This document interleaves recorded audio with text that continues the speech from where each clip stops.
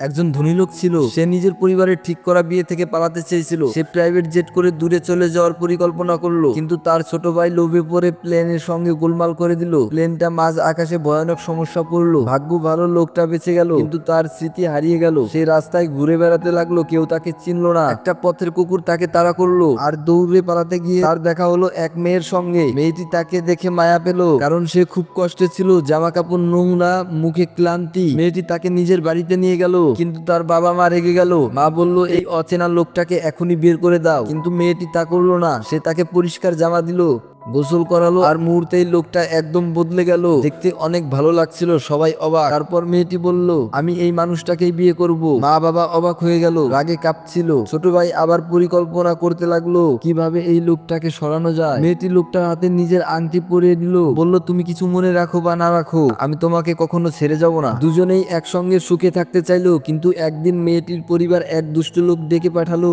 সে মেয়েটাকে জোর করে বিয়ে করতে চাইছিল। লোকটা যখন দেখলো মেয়েটি অন্য কাউকে ভালোবাসে, সে রেগে তার লোকজন দিয়ে মেয়েটাকে গাড়িতে তুলে নিয়ে যায়। যে তার প্রেমিক দৌড়ে গিয়ে বাঁচাতে চাইলো, কিন্তু গাড়ি এসে তাকে ধাক্কা মারলো। হাসপাতালে জ্ঞান ফিরে পেলে সে সব মনে করে ফেললো, আর জানে মেয়েটি এখন বিয়ের পোশাক সেই দুষ্টু লোকটার সঙ্গে বিয়ে করছে। বিয়ের মণ্ডপে সবাই হাসছে, কিন্তু মেয়েটির চোখে জল। ঠিক তখনই দরজায় দাঁড়ায় সেই হারানো মানুষটা। স্মৃতি ফিরে পায় একদম নতুন রূপে। এরপর কি হলো জানতে চাইলে পার্ট 2 এর জন্য লাইক করুন।